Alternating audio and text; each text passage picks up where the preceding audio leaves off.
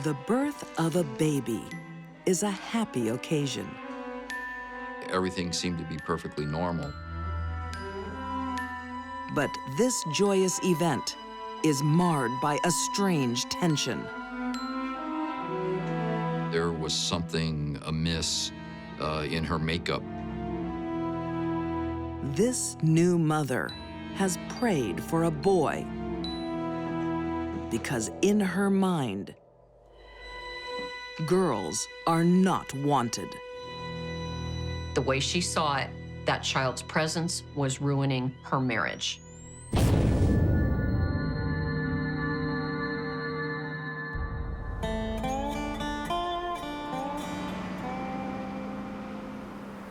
The town of Brighton, Illinois, 1981.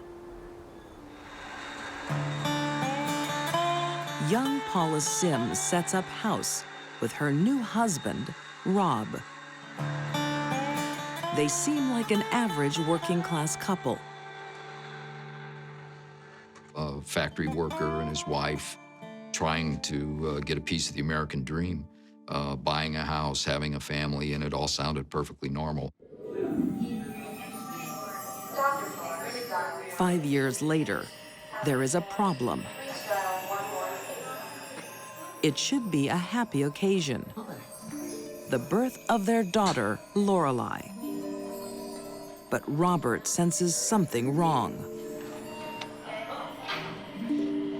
Paula was heard early after the delivery of Lorelei, in essence, apologizing to Robert. Way to girl. I'm sorry. Paula has her heart set on a boy. But we wanted a boy. You got a girl. There's no joy for this first-time mom. She had a girl instead of a boy. This caused Paula to have serious postpartum depression, accompanied by high anxiety. This is a clinical chemical imbalance that comes over them. Women that are clinically depressed, postpartum depression, should not be taking care of their babies alone.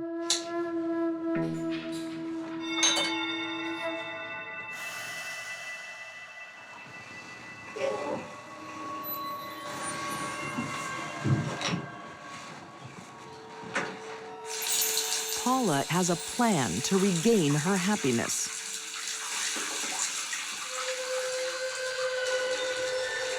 A plan that requires a heart of stone. Even though Paula loved her baby girl, she saw only one answer to her problem. And it was to eliminate the source of the pain. Tonight in the Sims house, bath time is going to be different. No girls allowed.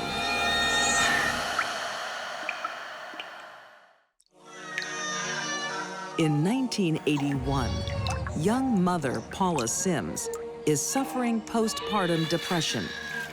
She can't cope and has an unthinkable solution.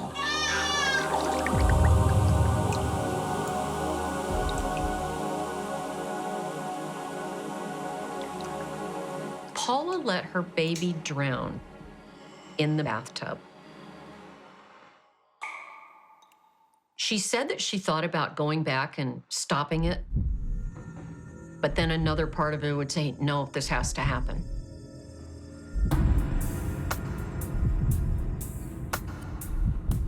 She was apparently very, very conflicted about killing this child. Nevertheless, she did it.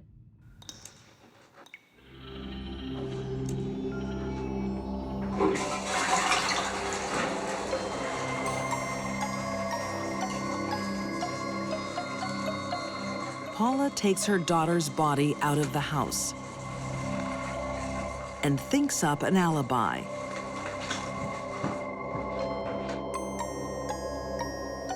Paula Sims claimed that someone had come in to her house. She was asleep downstairs. The child was in a crib.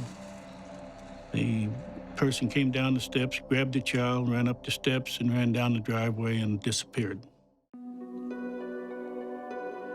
Illinois police criminal investigator Jim Bivens is on the scene within hours of the reported abduction. She was remorseful, but it didn't look like, to me, a sincere, honest remorse, especially when a child's abducted from you. But what's the motive for abducting a tiny baby? No calls about a ransom or you did this to me, any revenge type involved in it. It got to the point with just the way things were, we figured we'd better start searching right at the house. It didn't take long. Just 100 yards from the house, they find the tiny remains of baby Lorelei. With no witnesses, no evidence, no arrest is made. Shortly after the body was found, the Simses left the house and never returned, except to move their belongings after they sold the house.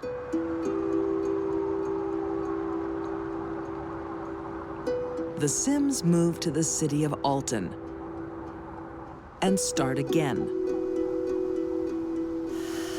They soon have another child, a boy.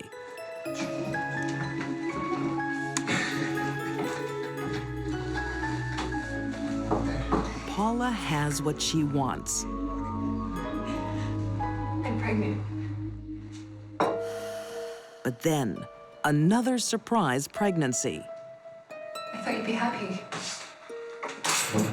They had agreed not to have any more children.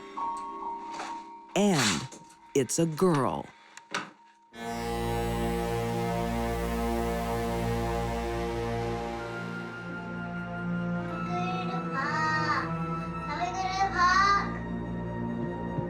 By the spring of 1989, the pressure of coping with 2 young children is too much for unstable Paula.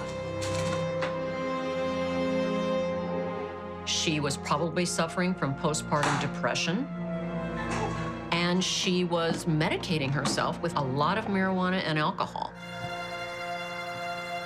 And nothing really worked, except to get rid of the little baby girl.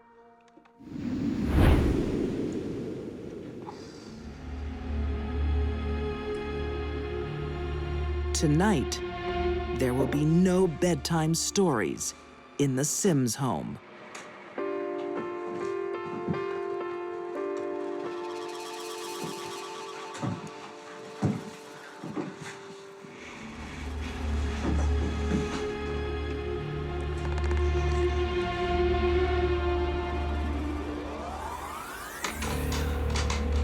It takes about 2 minutes to suffocate an infant that way.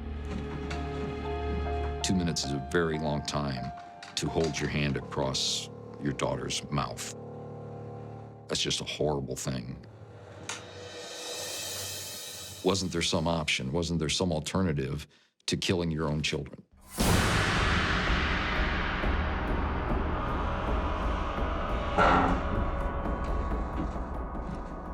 But for Paula, there is only one solution. And only one crazy alibi.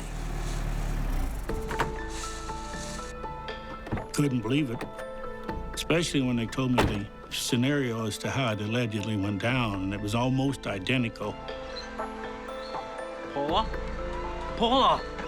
Again, Paula blames an intruder. The only difference that I remember, in Alton, she supposedly got hit in the head. Where are the kids? In the kitchen. This time, she claims a blow to the head knocks her out before her baby is abducted. Where's Heather? In her bassinet. No, she's not. There was a lot of skepticism in the beginning. We tried to treat the case as much as a kidnapping as possible, but we never discounted the fact that the first case remained open. 4 days later, on the other side of Alton, Heather's body is found. There's something very strange about it. The body was found to be in near perfect condition, no signs of decomposition, almost as if she had just died. A medical examination soon discovers why.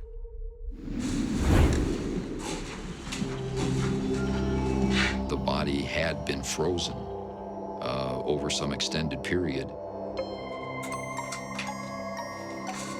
Paula has failed to fool police that her baby has been held captive for days. And an everyday trash bag will be her downfall.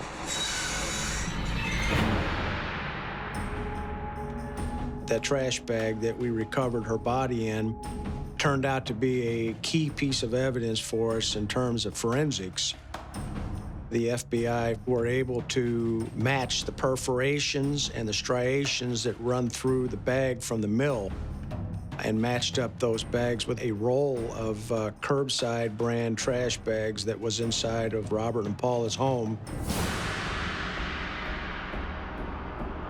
Faced with all the evidence, Paula Sims finally confesses to murdering both her daughters.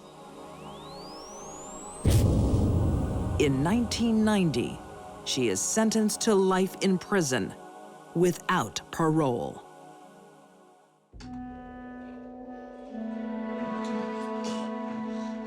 No one can ever understand why a mother would kill one of their children, let alone two.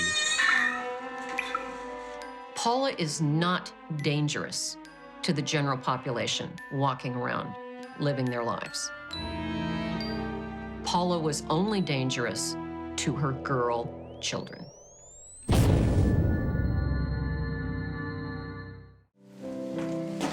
There is yours. Would you please eat up? A dying husband needs a devoted wife. He was generally suffering a miserable existence. But when there's no love left, Wendy was hardly the dutiful caregiver to her sick and dying husband. a marriage becomes a burden. This is not someone that I ever want to be around if she snaps again.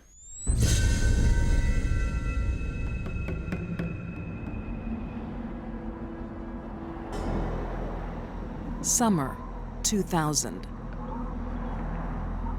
Maricopa, Arizona.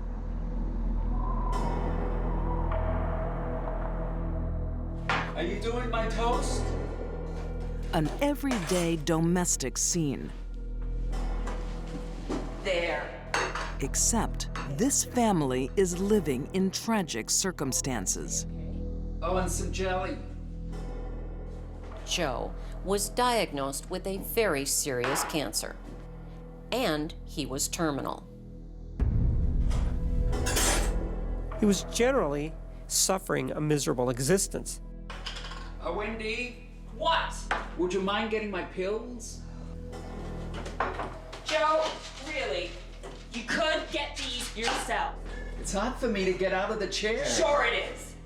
The dynamics of the family at the time that Joe got sick quickly went sour. Joe Andriano has only months to live. His 30-year-old wife, Wendy, isn't coping.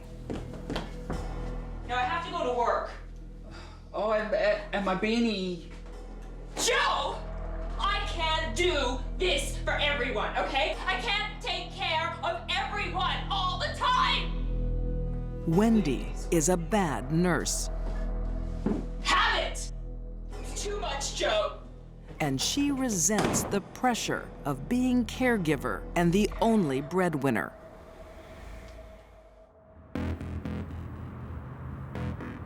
Wendy often doesn't come home after work. She's leading a double life.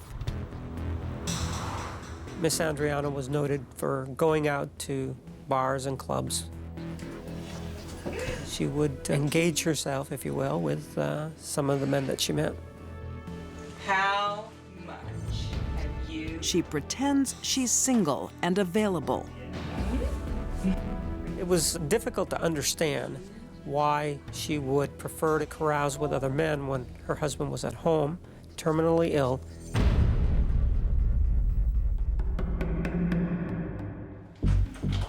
Wendy even flaunts her affairs in front of her husband.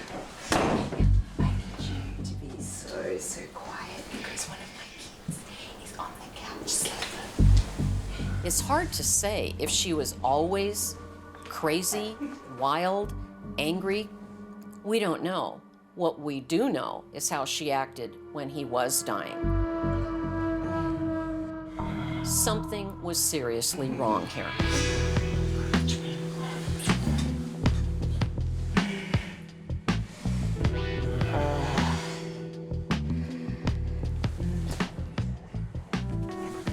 Wendy's uncaring attitude is matched by her greed. She set about to commit fraud and actually asked 2 different men to pretend to be her husband. Listen, Rick, I need to ask a favor. What? I need you to pose as Joe in a medical exam And tell the insurance company that he did not have cancer. so he can get a life insurance policy. Why? The fact that she attempted to get this other life insurance was just an indication of how greedy she really was. I can't do that. Rick, we need your help. Look, I will give you $10,000. I can't do that. She was seeking, at least from that, a $1 million life insurance policy. No, I can't. She can't get insurance, but Wendy no longer cares. She just wants Joe out of the way. Wendy could not wait for her husband to die from his cancer.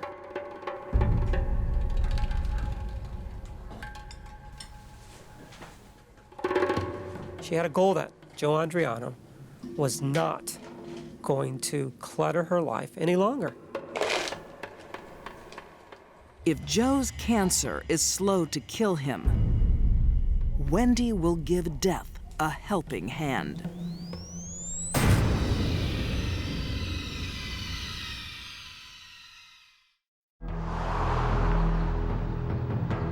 October 8th, 2000, Maricopa, Arizona. Joe Andriano, a cancer sufferer, is in agony. Joe was very ill. He was just writhing in pain, laying on the ground in pain. What are you doing? I need help. I need an ambulance for my husband. He hears his wife, Wendy, call 911. Yes, it is. Yes, he has terminal cancer. But no paramedics arrive because Wendy is just pretending. Thank you. Please, be quick. Wendy had a plan for him. She couldn't wait for him to die of natural causes. Where are the paramedics? It's all part of Wendy's plan that started hours earlier.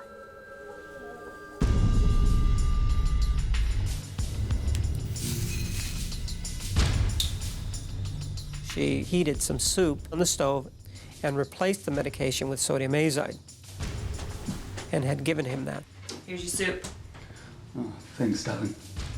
It's a toxic weed killer, lethal to humans.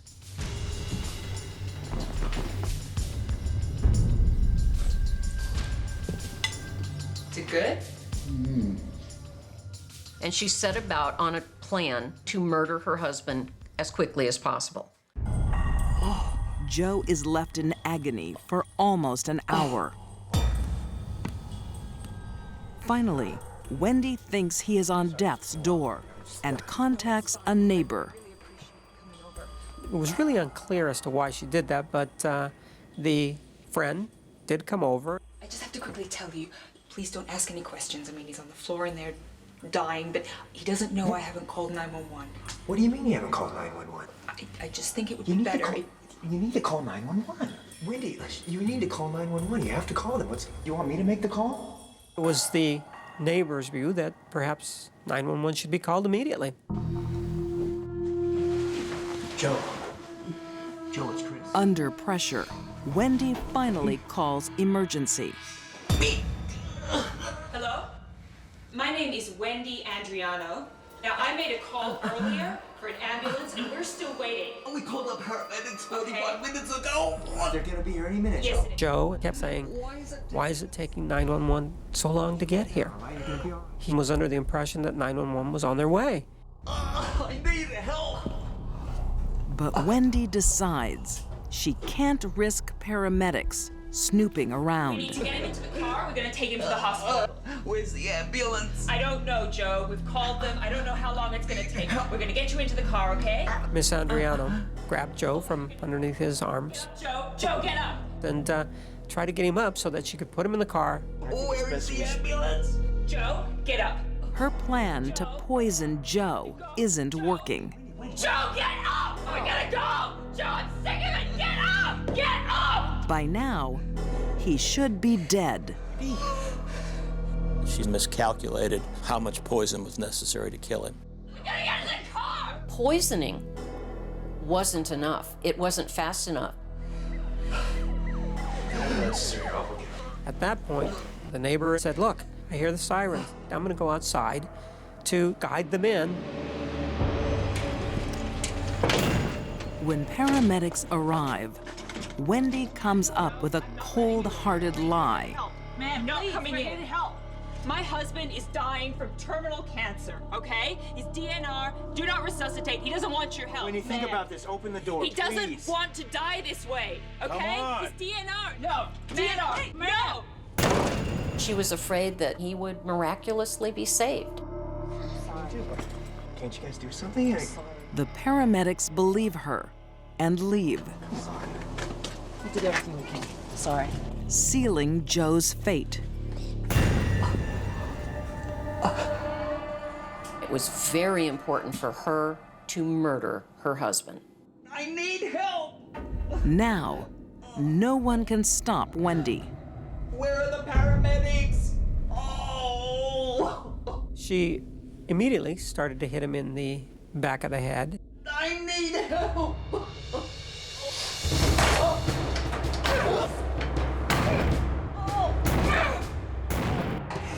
She struck him so hard that there were holes on the top of his head. She bludgeons him 23 times. It was brutal because of the fact that Joe did not die quickly. Joe, who bravely fought cancer, can't fight his wife. She grabbed one of the kitchen knives that were there, and in the area where the cancer actually started, she stuck that in the side of his neck.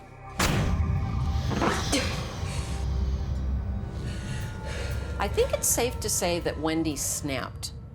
This is not someone that I ever want to be around if she snaps again. 30 minutes later, the 911 center received another call from that address. The same team of paramedics return. It was right after you left. What confronted him was a very grotesque scene. An individual who had had his head beat in, who had vomited, and who had had a knife stuck on the side of his neck. With her husband lying in a pool of blood, Wendy insists she's the victim. We were fighting. He found out about my affair. He had a knife. He was threatening me. Wendy's defense was, yes, I killed him, but no, I did not mean to kill him. It was simply self-defense. I'm sorry, man. He's gone. Thought he was still breathing. He's gone. No one believes Wendy's story. But no one can understand why she murders either. Her husband would have died within weeks. This is one of the most baffling cases I've ever looked at. The incredible brutality she exhibited toward her husband as he was dying of cancer, poisoning and then stabbing. No heart, no empathy. I can understand why she's on death row. December 23rd, 2004. Wendy Andriano is convicted of first-degree murder and sentenced to death. She is currently on death row in Perryville Prison, Arizona. If I could ask Wendy one question, it would be, why? Why didn't you wait?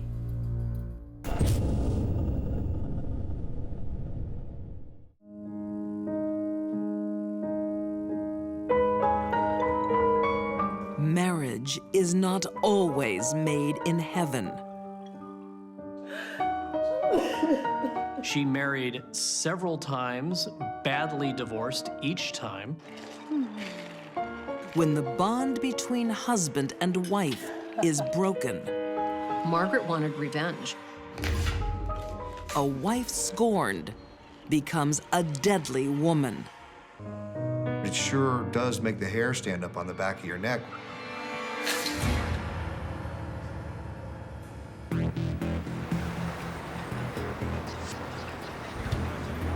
Las Vegas, 1987.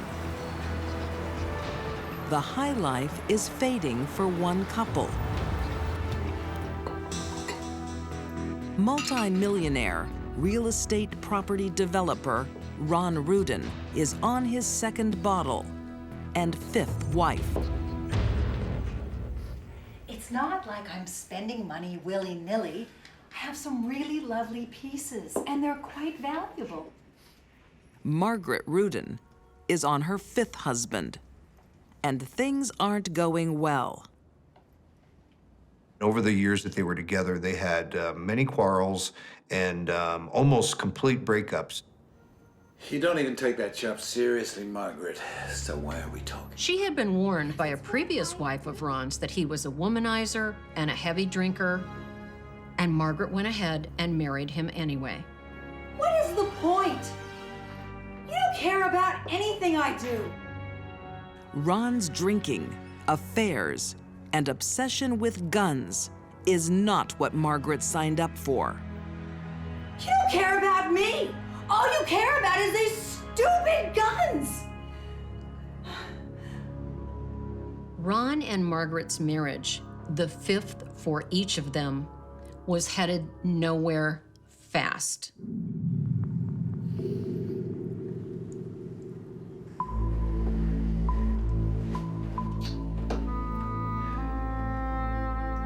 Margaret wants it all to end, and quickly.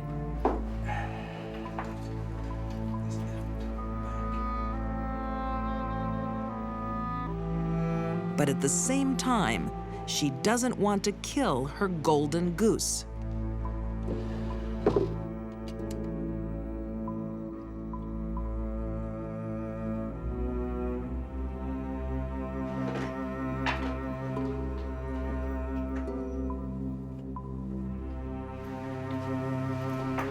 Hi there, it's me. With every new woman comes a new level of resentment. Yeah? You are beautiful. Margaret found out that Ron was having an affair with a woman named Sue. Oh, I would really love to take you to bed. Margaret has a real rage going on inside, and that rage came out. Take care, I'll see you soon. Most women at this point would have left and filed for divorce. Not Margaret.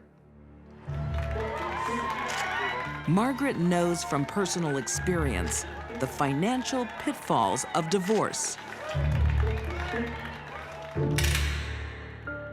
Why did Margaret divorce Ron and try to win some money?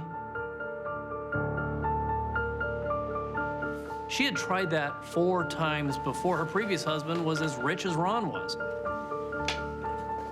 And each time, she came out the loser. Margaret Rudin does not want to lose again.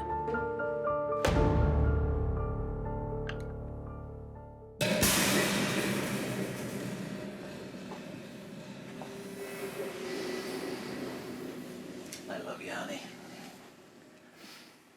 Is that right? Tell me again how much you love me. While the woman you were talking to on the phone just tells you she's a 9 in bed. No, I can explain. You are degrading me, my love, by lying about me. Take it easy. Margaret wanted revenge. Margaret was a very jealous person. Shaking with fury, she misses. What are you, crazy? It was a very, very violent confrontation. Next time, Margaret won't miss. 51-year-old Margaret Rudin is on her 5th marriage, and like all those before, it's not going well. Her husband, Ron, is a heavy drinker and is having extramarital affairs. Margaret has already tried to shoot him and failed. Now she's targeting the other woman, Sue.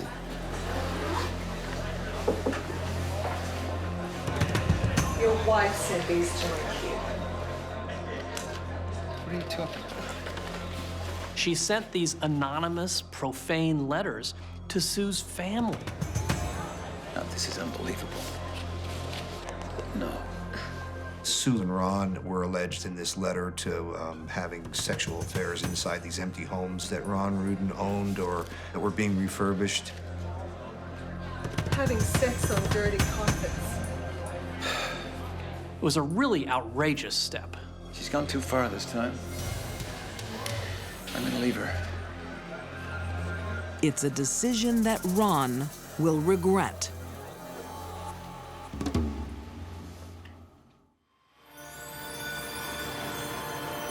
December 18th, 1994. Like many nights, Ron is in the marital bed alone.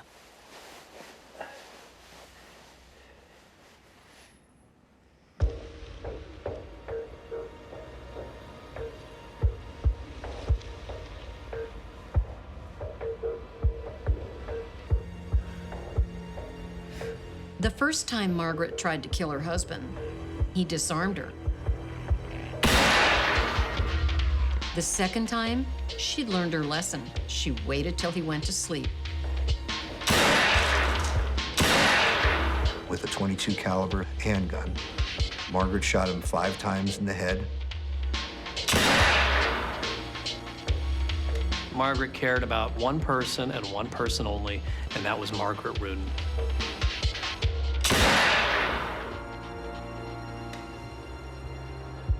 But Margaret isn't finished with her husband. She's just beginning a bloody slaughter. She decapitated him by herself. This is not something that we usually see a woman do. Margaret was special.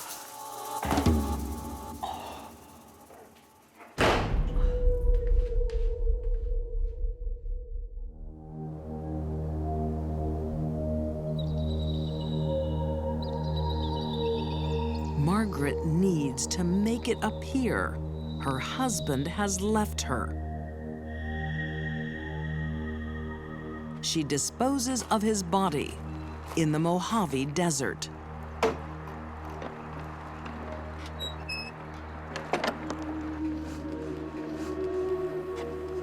This crime of particular violence, it is really above and beyond your usual murder.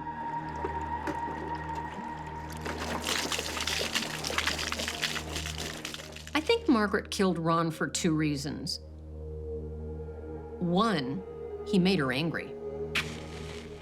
And 2, he had lots of money.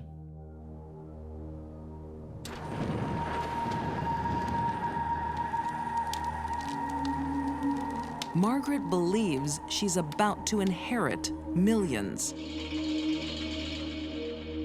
But even in death, Ron's one step ahead.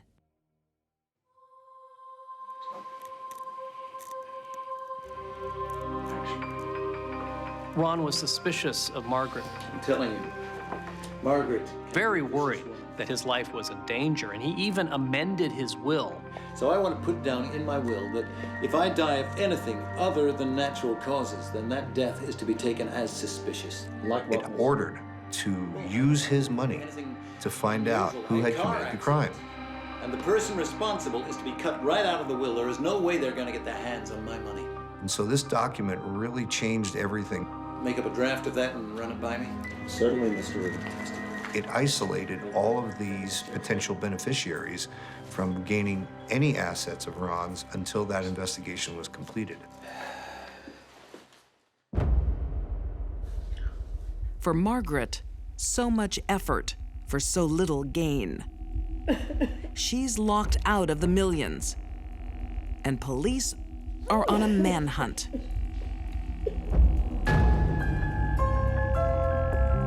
When a wealthy married man goes missing, the very first person the police should be looking at is the wife.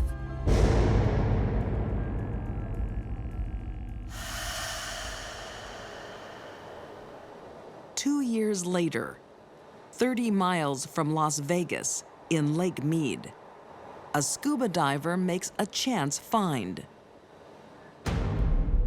A gun.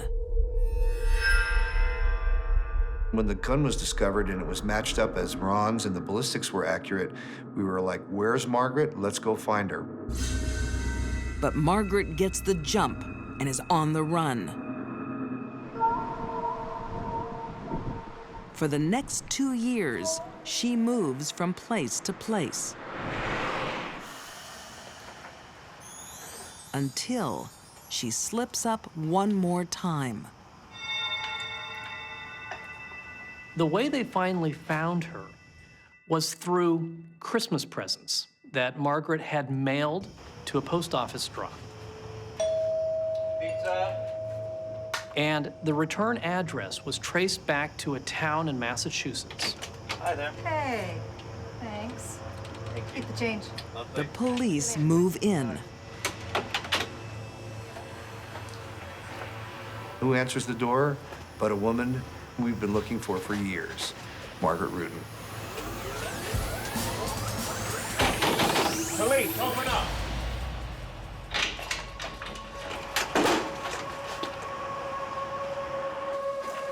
Margaret just stared at us.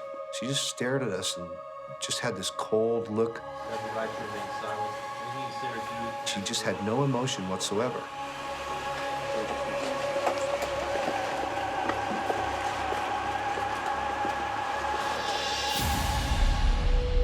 "58-year-old Margaret Rudin is convicted of murder using a deadly weapon.